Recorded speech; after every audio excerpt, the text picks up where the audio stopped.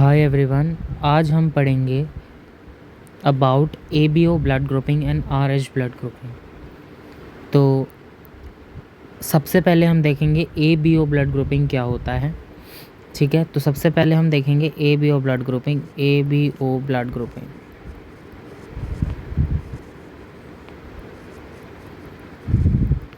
तो ABO blood grouping एक ऐसी ब्लड टेस्टिंग हम कह सकते हैं, या ब्लड का एक ऐसा ग्रुपिंग सिस्टम है जो frequently we use it to determine the blood group of a person. So there are two main you have to study, that is ABO blood grouping and RH blood grouping. There are almost 50 type of blood grouping system, but which is clinically more relevant to you is ABO blood grouping and RH blood grouping, because mostly ABO and RH group testing are performed in the medical and clinical fields. So अगर इसकी थोड़ी history की बात करें तो who has discovered these? So one scientist is there, that is Carl Landsteiner. In 1900 discovered ABO blood grouping. अब ABO blood grouping में क्या होता है? ए ब्लड ग्रुप होता है, बी ब्लड ग्रुप होता है, ओ ब्लड ग्रुप होता है, और what we call is as A B blood group होता है। ठीक है, A blood group, B blood group, O blood group and A B blood group. अब हमारी जो ब्लड है, ठीक है, हमारा जो ब्लड है उसमें हमारा प्लाज्मा भी है और आरबीसीज भी है। ठीक है, आरबीसीज पे होते हैं एंटीजेंस। जो भी एंटीजन प्रेजेंट होगा आरबीसी पे, suppose it is A antigen और बी एंटीजन और बोथ ए बी एंटीजन, ठीक है, अगर ये प्रेजेंट हुए तो हमारा ब्लड ग्रुप ए बी या ए बी होगा। और if they are absent, if that antigens are absent on the plasma membrane of the RBC, that means it is an O blood group. So सबसे पहले आपको blood grouping समझने से पहले आपको दो चीज़ याद रखनी है। क्या? एक होता है एंटीजन और एक होता है एंटीबॉडी। ठीक है, एंटीबॉडी। एंटीजन आपका आरबीसीज की सरफेस पे होता है, आरबीसीज की प्लाज्मा मेम्ब्रेन पे सम ग्लाइको प्रोटीन्स, ठीक है, ग्लाइको प्रोटीन्स होते हैं। ग्लाइको मतलब कार्बोहाइड्रेट्स एंड प्रोटीन मतलब you all know amino acid की, basically protein is a amino acid की चेन। ठीक है, दिस इज़ अमीनो एसिड या प्रोटीन हम कह सकते हैं। तो it is a glyco proteinaceous antigen. ठीक है, प्लाज्मा मेम्ब्रेन पे होता है। अब जो ए एंटीजन है, suppose this is the plasma membrane of an RBC, this is an plasma membrane of an RBC.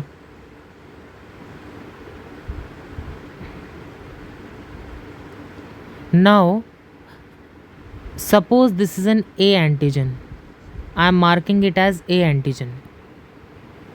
Fine, I am marking it as A antigen.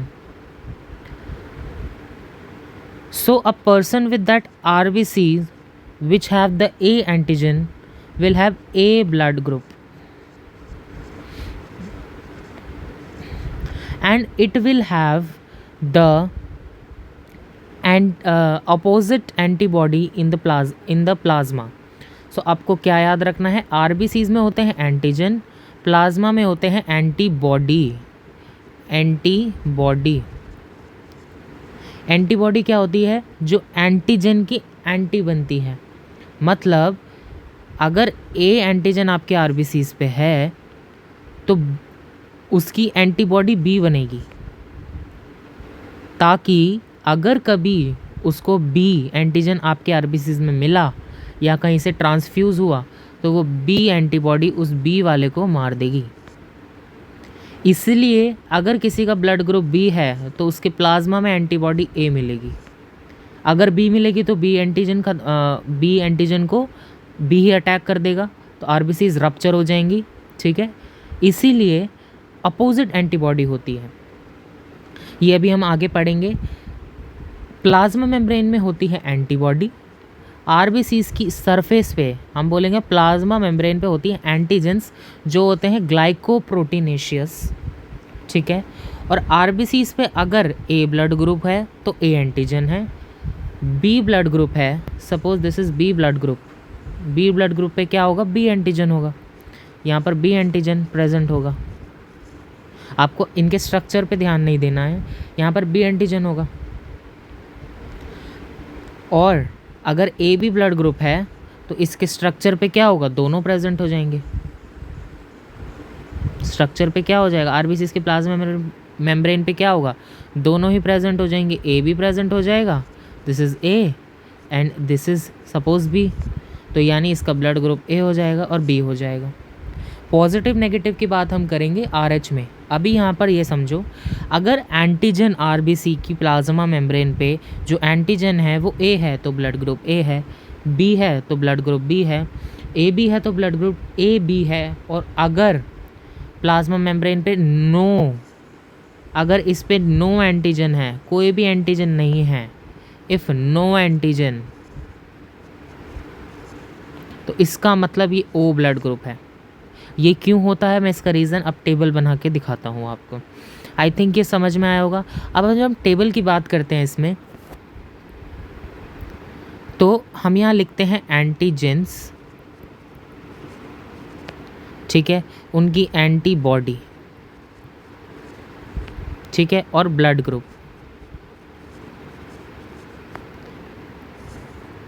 तो जब हम इस टेबल की बात करते हैं, टेबल बहुत इंपॉर्टेंट है।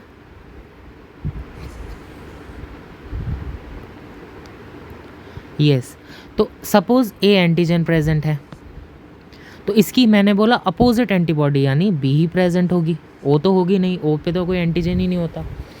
ठीक है, ए पे एंटीजन ए है, एंटीबॉडी प्लाज्मा में, ये प्लाज्मा है, ये आरबीसीज है। ठीक है, प्लाज्मा में एंटीबॉडी बी है। अब ब्लड ग्रुप क्या होगा, क्योंकि एंटीजन ए है तो ब्लड ग्रुप भी ए होगा, ए लगा दिया हमने। अगर एंटीजन बी है तो यानी उसकी अपोजिट एंटीबॉडी होगी यानी ए एंटीबॉडी होगी, और इसका ब्लड ग्रुप क्या होगा, बी होगा। ठीक है, अगर ब्लड, अब देखो अब आता है अगर दोनों प्रेजेंट है ए बी। अब यहाँ दिमाग लगाने वाली बात है, देखो अगर ए बी प्रेजेंट, ए भी है और बी भी है, दोनों ही एंटीजन प्रेजेंट है, तो यानी प्लाज्मा मेम्ब्रेन में दोनों ही आपकी प्लाज्मा में दोनों ही एंटीबॉडी नहीं होनी चाहिए। अगर वो होगी तो ये दोनों एंटीजन को ख़त्म कर देगी। समझ रहे हो, अगर आपके आरबीसीज पे सपोज करो दोनों ए भी है और बी भी है, और आपकी प्लाज्मा में भी एंटीबॉडी ए है, एंटी ए है और एंटी बी है, तो ये क्या करेगा, ये एंटी ए को ख़त्म कर देगा, एंटी बी को ख़त्म कर देगा, तो ए बी तो रहेगा ही नहीं। इसीलिए इसके प्लाज्मा में नो एंटीबॉडी, कोई एंटीबॉडी नहीं होती। और क्यों नहीं होती, इसीलिए नहीं होती क्योंकि अगर इसमें एंटीबॉडी हुई तो ये जाके इस पे अटैक कर देगा और ए बी ब्लड ग्रुप रहेगा ही नहीं, तो इसीलिए ये होता है। और ब्लड ग्रुप क्या होगा, ए बी ब्लड ग्रुप होगा। अगर ओ होगा, अब देखो ओ है, ओ पे कोई एंटीजन नहीं है, अब इसको थोड़ा उल्टा सोचना, ओ पे एंटीजन है ही क्यों नहीं, क्योंकि क्या पता एंटीबॉडी में एंटी ए भी हो, एंटी बी भी हो, जिन्होंने एंटीजन बनाने ही ना दिया हो ओ पे। आरबीसीज के मेम्ब्रेन पे उन एंटीबॉडीज़ ने जो प्लाज्मा में है उस पर्सन की, उसने बनाने ही ना दिया वो एंटीजन आरबीसी की प्लाज्मा मेम्ब्रेन पे, तो इसका मतलब दोनों ही एंटीबॉडी प्रेजेंट है, एंटी ए भी और एंटी बी भी। तभी तो अगर इस पे एंटी ए आया होगा तो इस एंटी ए ने ख़त्म कर दिया होगा। और अगर बी आया होगा तो इस एंटी बी ने ख़त्म कर दिया होगा, तभी तो इस पर कुछ नहीं बचा। तो that is O blood group, जिसकी प्लाज्मा में दोनों ही एंटी ए और एंटी बी मिलता है। आई होप ये बात समझ में आई होगी। दोबारा से रिपीट करता हूँ, अगर हमारे पास ए ब्लड ग्रुप है, ए ब्लड ग्रुप यानी उसकी अपोजिट एंटीबॉडी होगी। और ब्लड ग्रुप क्या होगा, एंटीजन ए है तो ब्लड ग्रुप भी A, antigen B blood group B, antigen A B blood group A B, और नो एंटीजन यानी ओ ब्लड ग्रुप। अब ए बी में मैंने क्या बताया, ए बी में मैंने बताया इसके पास कोई एंटीबॉडी नहीं है, इसके पास कोई एंटीबॉडी नहीं है, तो इसलिए ए बी ब्लड ग्रुप है, बी भी ब्लड ग्रुप है। अगर ए बी ब्लड ग्रुप में अगर ए ब्लड ग्रुप ए एंटीबॉडी होती तो वो ए को ख़त्म कर देती, बी होती तो बी को ख़त्म कर देती, इसलिए कोई भी एंटीबॉडी नहीं है, तभी उसका ब्लड ग्रुप बी है, ए बी है। और ओ में कोई एंटीजन ही नहीं है, तो इसको उल्टा सोचो कि शायद प्लाज्मा में दोनों ही एंटीबॉडी रही होंगी, तभी तो वो एंटीजन नहीं बनने दिया होगा उसने आरबीसीज के मेम्ब्रेन पे, और तभी उसका ब्लड ग्रुप ओ रहा होगा। तो ये आपका कॉन्सेप्ट था इसमें A B O blood group में। अब दो चीज़ें मेन आती है कि ए बी और ओ। ए बी आपका होता है यूनिवर्सल एक्सेप्टर। वैसे ये बात अभी के लिए सही है, लेकिन इसको यूज़ नहीं किया जाता मेडिकल फील्ड में यूनिवर्सल एक्सेप्टर डोनर का, क्योंकि हम एक फैक्टर नहीं देख सकते ए बी में, ठीक है। हम ये नहीं देख सकते, ये ज़रूरी नहीं है कि इसके पास ए बी के पास, देखो सबसे पहले तो यूनिवर्सल एक्सेप्टर क्यों है, क्योंकि इसके पास कोई एंटीबॉडी नहीं है, इसके पास कोई एंटीबॉडी नहीं है, ठीक है। और कभी इसी ने ब्लड लिया है ना, कभी इसने किसी से ब्लड लिया होगा। यूनिवर्सल एक्सेप्टर यानी ये ब्लड एक्सेप्ट कर सकता है किसी से भी।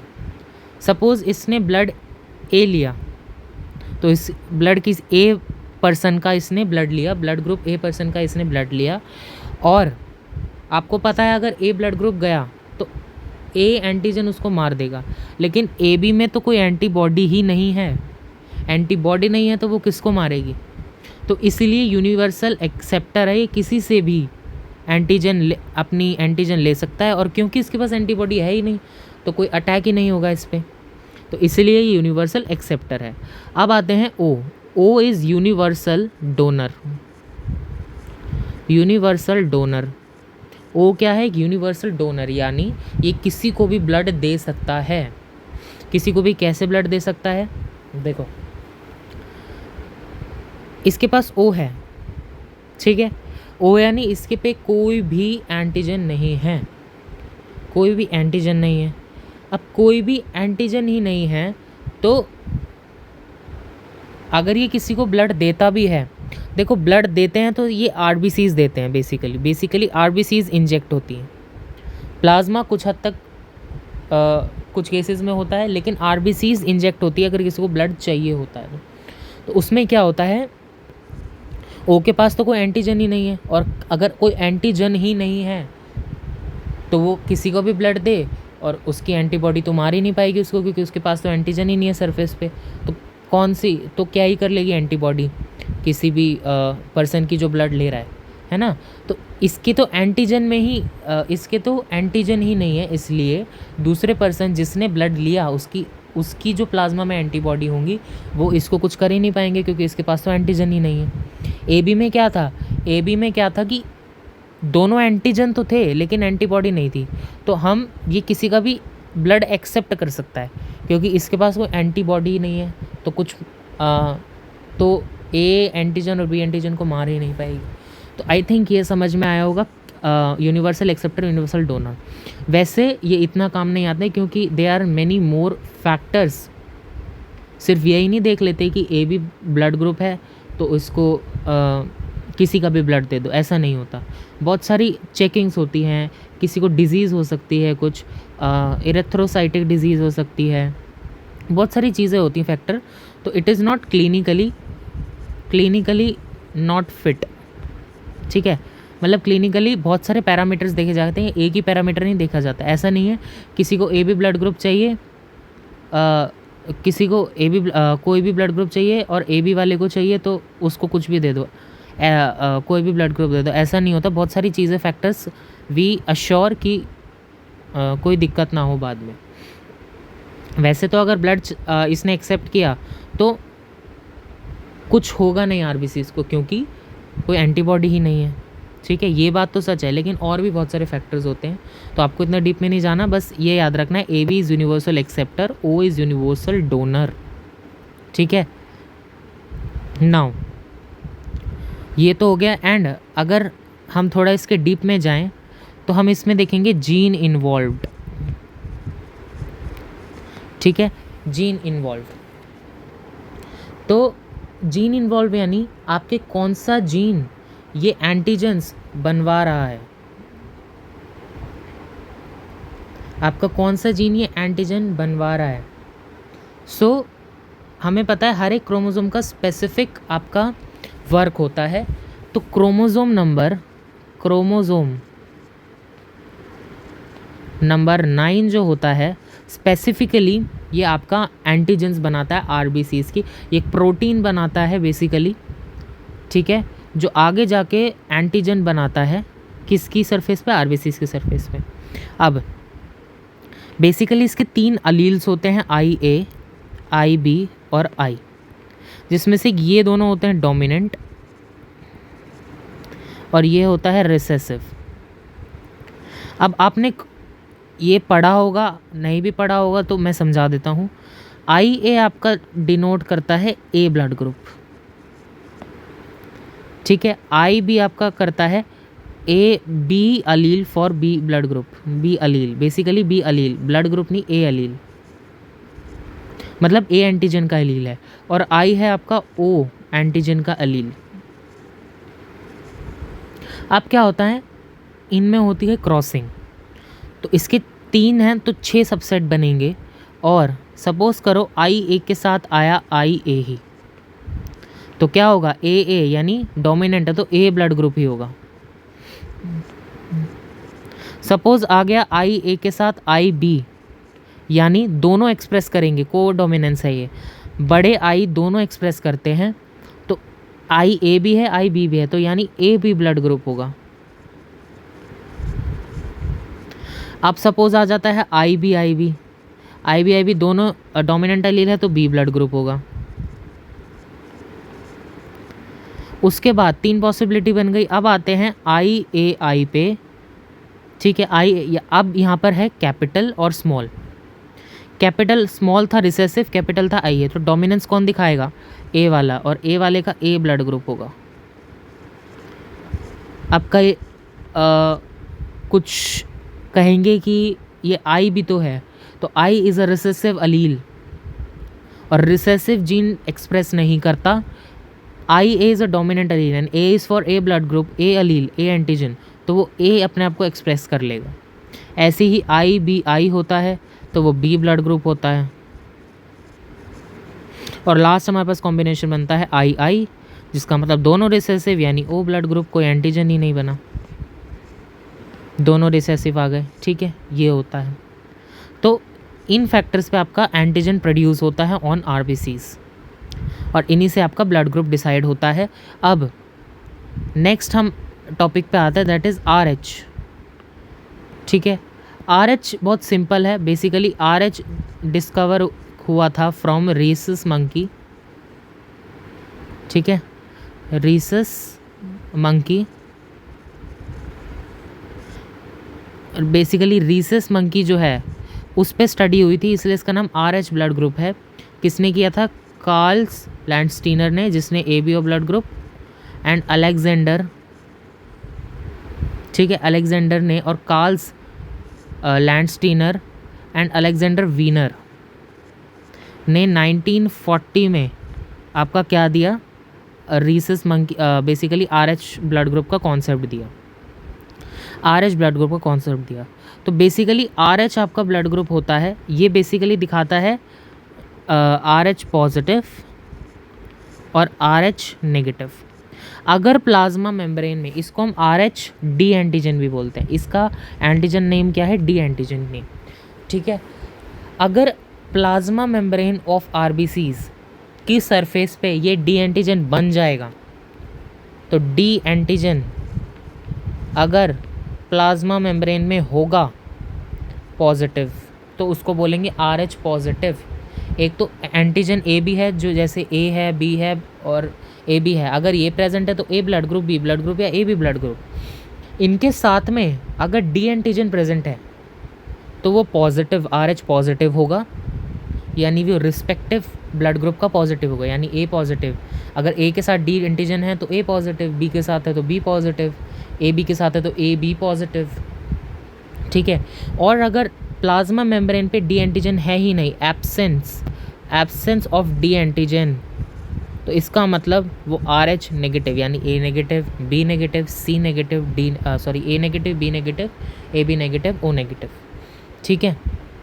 अब ऐसा भी हो सकता है कि हमें पता है O पॉजिटिव भी होता है, O नेगेटिव भी होता है, तो ये भी हम बात करेंगे इसके बारे में। यहाँ तक समझ में आया होगा कि अगर डी एंटीजन प्रेजेंट है तो पॉजिटिव, और डी एंटीजन प्रेजेंट नहीं है on RBC membrane, that is negative, RH negative.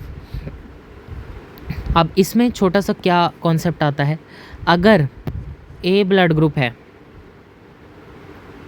तो अगर ये पॉजिटिव है और यहाँ नेगेटिव है RH ब्लड ग्रुप, तो अगर A है तो A पॉजिटिव और नहीं है तो A नेगेटिव। B एंटीजन है तो B पॉजिटिव और B नेगेटिव। AB है तो AB पॉजिटिव और AB नेगेटिव, और O है तो O पॉजिटिव O नेगेटिव। ये हमारे ब्लड ग्रुप होते हैं, हमें पता है। ठीक है।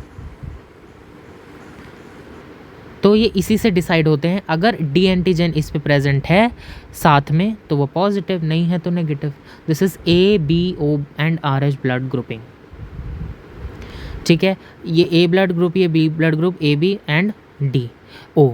तो इसी का आप जेनेटिक मेकअप अगर बनाएं, ठीक है, जेनेटिक अगर बनाएं तो इसमें आप क्या लिखोगे, DD इज़ फॉर पॉजिटिव, बड़ा D small d is also for positive and small d is negative. तो सपोज़ कोई आपको ऐसा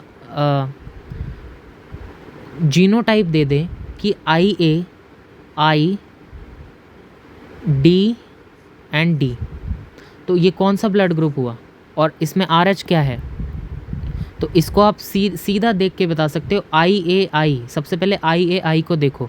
IAI मीन्स एक बड़ा A है, एक बड़ा I एक छोटा I है, और बड़ा I पे A लगा हुआ है, यानी ये A एंटीजन है। A एंटीजन तो है, यानी A ब्लड ग्रुप तो है। अब D एंड D आपने देखा, बड़ा D स्मॉल d, बड़ा D डोमिनेंट है तो वो क्या करेगा, पॉजिटिव करेगा, यानी इस बंदे का ब्लड ग्रुप क्या होगा, A पॉजिटिव। तो बेसिकली ये पॉजिटिव वाला 85% लोगों में देखा जाता है, और ये 15% लोगों में देखा जाता है नेगेटिव। ठीक है। तो ये आपका RH and ABO blood grouping का था। आपको जितना इसमें जानना था मैंने बता दिया। अगर आपको डीप स्ट्रक्चर के बारे में जानना है तो यू कैन टेल मी, वो भी मैं वीडियो बनाता हूँ। And this is for all about your blood grouping system. Thank you so much.